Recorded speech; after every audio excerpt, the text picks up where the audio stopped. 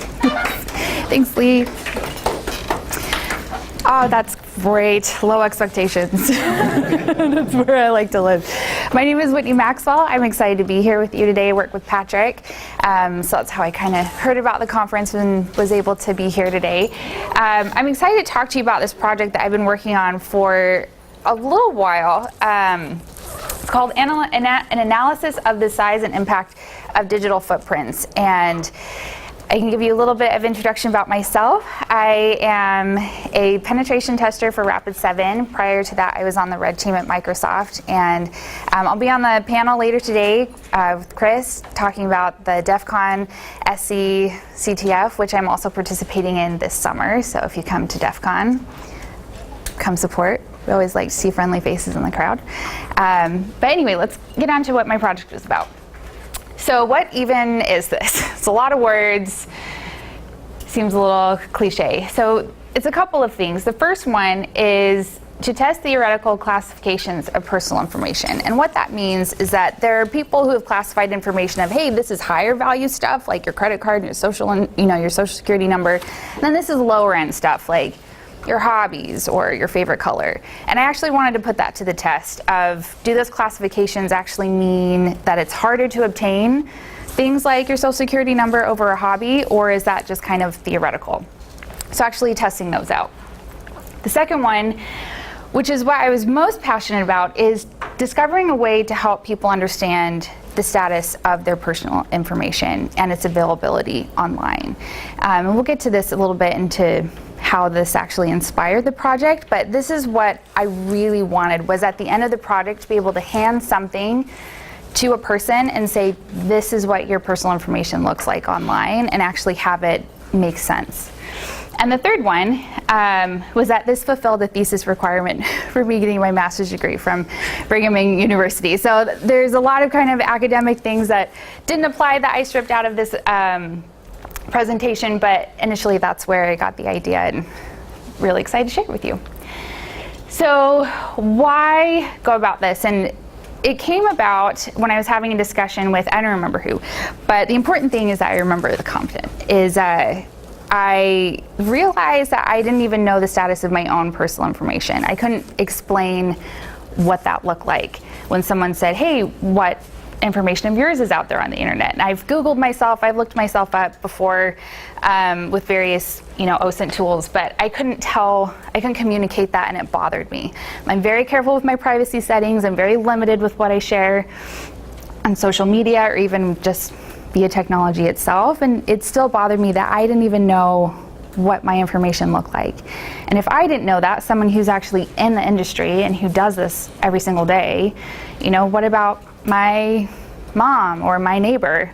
How would they have a chance of knowing if I don't know? So here's the problem. There are a couple of things that are contributing to this. The first is personalized technology and advertising depend on user information. So things like Google Ads and a lot of the things that we see that target, like advertisers are using, are depending on your personal information to make advertisements very specific and thereby very appealing to you as a person, not just Target's having a sale. It's Target is having a sale on those shoes that you really liked 2 weeks ago. That's what they're going after. And because of that, there's a lot of money backing accessing personal information. That's the first problem. The second one is that user information is often leaked to first and third party sites without user knowledge. And I might even amend that by saying user understanding, because a lot of it is, hey, we have an app, just click the user agreement, and there's so much legalese that people don't really understand what they're giving away, and things that they're using every day, they're just not really understanding what's leaking out. So that's the second problem. The third one is there are a lot of studies that a lot of users are expressing concern over their personal information, but that doesn't translate to action. I'm really concerned about my personal information, but they're not actually doing anything to protect their information. They're just really concerned about it, but they're not protecting it. So why is that happening? And I think it's because a lot of people don't even know where to start. How do you start by controlling your information when it's everywhere? And finally, tracking where and how personal information is exposed is difficult. So if you Googled yourself, a year ago, chances are that's changed if you did it today, and it might change tomorrow. And so how do you constantly stay on top of that when it's constantly changing? So here's a study. And this GIF has nothing to do with the study. It's just one of my favorite GIFs of all time. So you can just watch this. I know. This like little Chinese baby, if I could adopt her, I would, because she's just amazing. Like, look at those reflexes. I mean, anyway. So the study that I designed was a small case study, just because this was a thesis, not a PhD. If it was going to be bigger, I would have demanded a higher degree. So this was designed to go for around 10 research participants, and I wanted to actually deep dive into every single one of them and do a lot of research and OSINT, like just looking at whatever I could find using public available tools, what I could find for each of those people.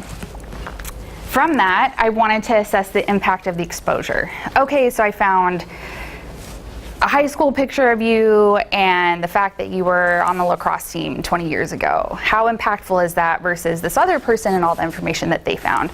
So looking at the information and looking at kind of how damaging the information was that I could find. And then finally providing a metric to measure the extent, so how much I found, and also the impact, how damaging all the information was. So this is the design that wasn't my original design, but when you use human research participants in a subject, you have to go through the institutional review board, and they look at all the requirements. And their initial requirement was, you have to tell us exactly what you're going to get from every single person. And my answer was, if I knew that, I wouldn't have to do this research.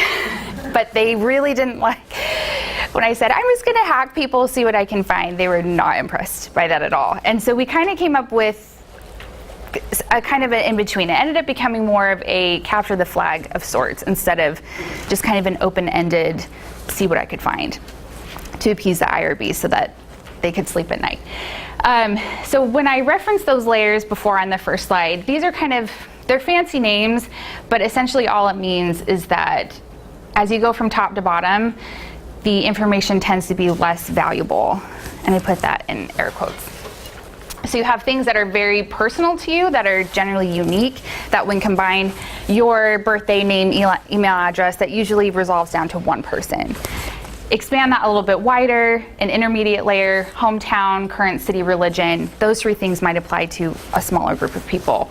And then the core layer are things that could apply to a much broader group of people. A lot of them, it's also known as like the favorites and tastes layer, like favorite music, books, TV. And so I started off with this with each research participant, and then with two initial pieces of information. I had their email address and I had their phone number. That's what I used to do the research. I did have some additional information as well, because I needed to know I was going after the right person, so I could kind of check my results and make sure that what I was finding was the right person. There was one person that she has the exact same name, and it was like an old lady in Washington, and she kept coming into my results, and I was like, go away. You're not who I'm looking for, but she would have been a great red herring. So what it ended up looking like is, this is just a sample result page for one of my participants of whenever I found something, I would put down the reference of where I found it so I could go back and recheck it and verify it if I needed to. But essentially, as I started finding things, I would tick the box and put the reference in there. I didn't actually duplicate the information. That helped to protect me, so that if someone got into my stores and found, hey, I found 10 people, like everything about them from this lady who didn't password protect her phone. So this way I was protecting myself and all of these sites that you would have had to know my login as well. So that was just one layer to help protect their information. And from this, I was able to kind of group it a little bit easier. This is essentially what I found from combining all of the information. In the two center, you have phone number over here, and then you have email address over there. It's common, that's what I started with. I wasn't sure what I was going to find. I thought maybe email address might find a couple of things, maybe phone number would lead to something else, and that would reveal a whole bunch of stuff. And I was actually a little surprised to find that just with a phone number and just with an email, I was able to uncover pretty much every category I was looking for. What's interesting to know about the phone number is the red lines are the more dangerous area. That's the layer that's your birthday, your email address, the more personal information. The orange is kind of that intermediate area, your hometown, your religion, your political views. And then the yellow is, your favorites and your hobbies. And as you can see, the phone number actually had more red lines. The email address had more orange lines and a couple of red.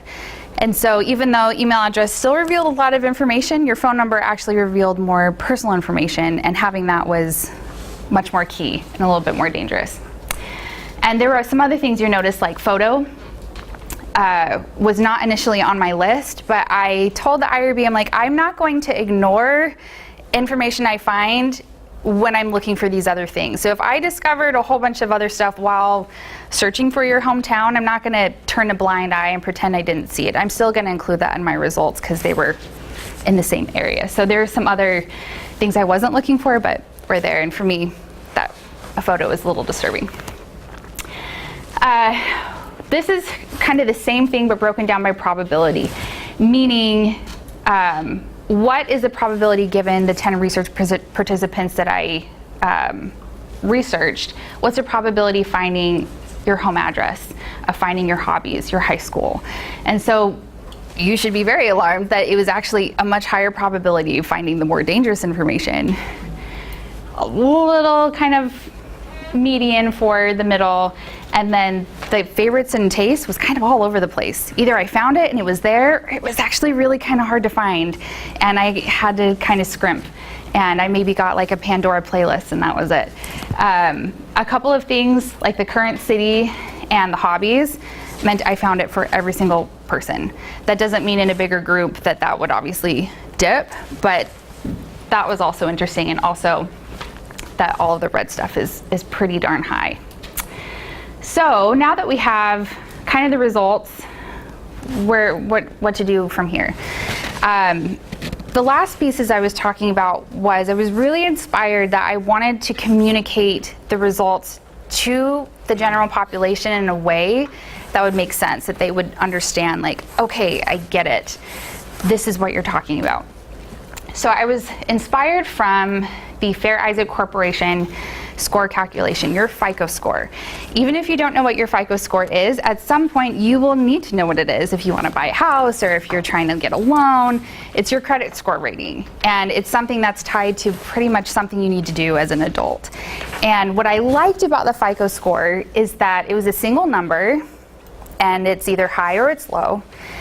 But what I also liked about the FICO score is that it's meant for you to understand so that you can improve it. If you don't like your FICO score, they tell you on the website, and when you log in and check out your FICO score, they say, this is where you're getting hit. This is what's good. If you want to improve your FICO score, do these steps and you'll see an improvement.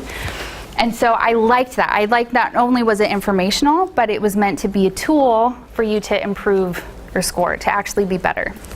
So I used that to build what I called a PIVA score, a personal information vulnerability assessment. It may not be right, but I wanted it to be 4 letters and sound like FICO, but be a little different.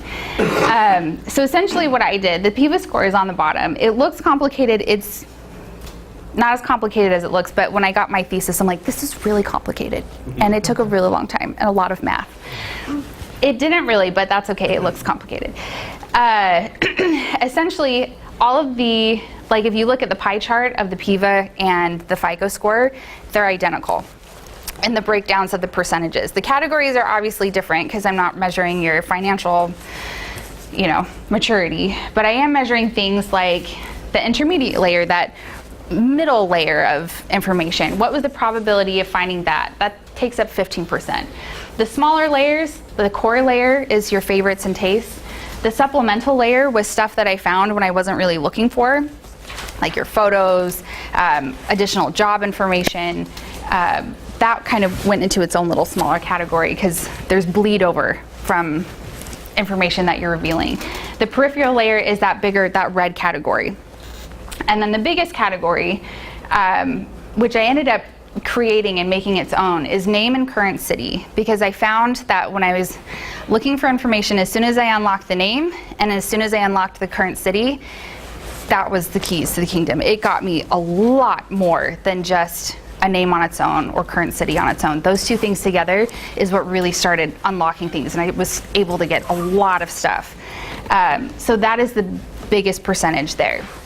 So essentially what this is doing is just taking the weight of either 30% versus the probability of uncovering that for the individual. So there were some who, like their hot, for example, like the core layer, their favorites and their taste, it was really, really hard to find anything about them. They just weren't on social media. It was really difficult to find anything that they had done, like in high school, if they had even visited the White House, because that's public record. Just looking for anything was really tough.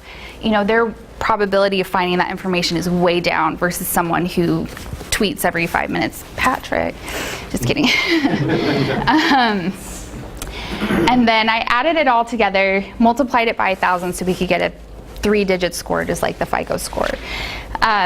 One thing that isn't on here is, because it's implied, is that all of these are conditional probabilities, because in order to get a probability of your peripheral layer, like those really important bits, I had to have something to begin with, and that was the email address and phone number. And so the probability of that is 1, since I already had it, and so it's implied in the calculation. It just got dropped.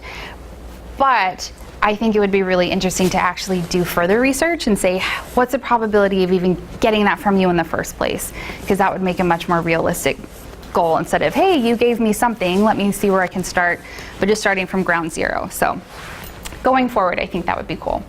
So as an example, this was one of my research participants. Their score was 833. And this is very similar to a FICO score graph. If you log in and you look at your FICO score, there's a nice little half rainbow. It has a little arrow showing where you are. And as you can see, this is in the red zone, meaning that of all the FICO scores that I calculated, I put it on a normal distribution, you know, the little bell curve, to see where the average was, and then the standard deviations to see, you know, where they would be outside that. This person was outside the normal range, meaning they had a lot of information out there. I was able to find the VIN number on their car. I was able to find information on the spouse. I was able to find information on children, on where they went to school, all the degrees that they got. I mean, just everything. So not only can they see, hey, this is where I am, you know, how much information you found for me, but it's also showing against the general population, you have a lot of stuff out on the internet. And what I see for something like this is your FICO score communicates to financial institutions kind of your risk. How do you handle credit? How do you handle money? If you don't handle it very well, they're not going to give you very much money. If you're really good with your money and really established, they'll give you a $100,000 loan for a car or $1 million house. Like, you can really, they kind of loosen the purse strings a bit when you show that you're trustworthy. I think it would be interesting if we added something like this to a FICO score for financial institutions to say, hey, Bob is a millionaire. He's great with his money. He has everything on the internet. You could social engineer him and take over his accounts like that, because you know all the answers to the security questions. You could answer all his previous addresses. You could, I mean, you can start to see maybe he's a bigger threat to a financial institution than just dollars and cents. However, if someone is, maybe they don't have a lot on the internet, maybe they're still kind of struggling with their money, but you know what, they're going to be a lot harder to pwn. So maybe we could give them a chance, or maybe they don't have as high of an interest rate. So I see some potential with having people be educated about what's out there on the internet, because it does influence your life, not just, hey, someone found out my birthday and I'm uncomfortable with that, but it actually influences, you know, your day-to-day. People suffer from fraud all the time. So in conclusion, I had a couple of things to draw away from this, and it's two main things. First one is information privacy is a growing concern, and more people are taking advantage of it than protecting it. And second, this project is one step towards changing that. I want to put the power back to the people instead of having the people be taken advantage of with their information. I don't think that's okay. Information is yours. It's about you You should be able to control it. You should be able to say where it is, who sees it. And right now it's just not that way. And it's an opt-out society. I think it should be opt-in. And in the meantime, let's make an effort to take control of it. So that's my presentation. Thank you for your time. And I think we've got a minute for questions. Chris? How did you decide what the weight was to each of those? Was it based on how much time you had to spend in finding it, or was that calculated automatically? So this this was based on the previous research I had found, was saying they had already categorized it, saying this is information that's more valuable, this is information that's less valuable. So I built on that. However, I think that these weights could definitely be changed based on what I found. Yeah. Did you add a weight to the time it took you to OSINT it, or was that not part of the calculation? Was it just if you found it, yes, no? That's a good question. That was something that, this is a bit revealing. If I had been a bit more careful with my research, then I could have added that. But I had so many pots in the fire, and my things were just a bit crazy, like going after 10 people, organizing the data. I didn't track carefully enough. Hey, I was able to find, their birthday. I had to go through 10 sites to find it versus this person just took one. At the end of the day, it was just ticking the box. But difficulty is a layer that I wish I could have added. If I had had the data, I would have added it for sure. Yeah. Has this paper been published? Yes. Where can we find it? I will get you a link. I'll tweet it out. I officially defended, graduated, I'm done. So, and to my surprise, within a week, I got a little notification saying, hey, congratulations, it's on, BYU archives, and 180 people downloaded it. I'm like, what? I'm so sorry. That paper is super boring, but it is out there, and it has my methodology and everything and more. So I'll be sure to get you a link. Yeah? Can you go into how you can fix your PIVA score, the FICO does? Yeah, so there is a little bit, in the paper that I go over, like I said, the United States is an opt-out society, so there are some things you can do to redact your information. Sadly, a lot of it is a bit of a pain to do that on your own, but it is possible to do. So there are resources, but what I think would be cool, I need a little bit of distance from this, but it would be cool if this was actually a business to say, we'll find your information, we'll give you the score, and if you want to redact it, we can help you do that. I think that's something that would be really great. So if anyone wants to fund a startup, let me know. Contact me in 6 months though, because I need a break. Yeah. Could you share some of the reactions you got when the users, your 10 participants, were shown their scores? Yeah, and what's interesting about this is I think this is a bit skewed, because when I was looking for volunteers, I think the people who actually submitted the name were like, yeah, we'll see what she can find. I've already got stuff pretty locked down. I don't think it was kind of an average, kind of general population what I would have found just picking 10 random people off the street. And so there were some people who had obscured their names, who had given me an email address they didn't use for anything else. They were really shocked with what I could find with just a phone number, because a lot of time your phone number is tied to addresses that you've had, and that can also get tied to jobs that you've had and cars, and your phone number is sadly tied to a lot of stuff because we take it with us, whereas before, whenever you moved, you got a new number. So the reactions were a bit surprising. So yeah. Did you use only public sources of information, or did you use some of the databases that are out there for commercial use? So I had a stipulation that I could spend a reasonable amount, and I think that was defined as around $100 per person, because there are some, I think I had on there, where was it? Yeah, Intellius. Right there. So Intellius, I have a subscription. Instant Checkmate, you can see there's a ton of Instant Checkmate stuff on. It was $30, especially a premium White Pages subscription. Things that were dollars and cents to an attacker who really wanted to get your information. It was if it was $100 or less to get information on someone, I would be willing to spend that. Otherwise, it was just open source. Yeah. What about tools you used? Did you use any open source tool? I I did use Maltego at the beginning. I was able to get a limited, gave me like a couple months of doing some free searches. The problem with that is as I was doing the research, I wanted to go back and double check some stuff, and it did a pretty good job, but it wasn't as good as some of the other things I had found. So, but yeah, I did try and mix and match and see what I could find, just to be transparent. Yeah. Well, this is phenomenal. This is Oh, boring thanks. at all. You accept my job offer, I hope you make it a business. I'm just curious, was everyone that you used American? Yes. Did Yeah. you try any non-American? No, I would love to expand this and see actually how it differs in different geographic regions. And there was one that sadly I couldn't include their results in the study because by the end I had to also limit it to people who were 18 and older. And I was really interested in actually seeing like the teens, the people who were actually on their screens. And their information was also really interesting because it was hard to find, because actually the internet does do, like searches, does do some protection on youth and their information. But with some of the stuff I was able to find, I really wanted to present it, but it got redacted. So that's another study that doing it on youth and then doing it across different geographic regions would be interesting. Yeah. Were you able to make any observations in your sample of 10, your 10-person sample about, from their age or their location in the country that they tended to have a higher PIVA score than others?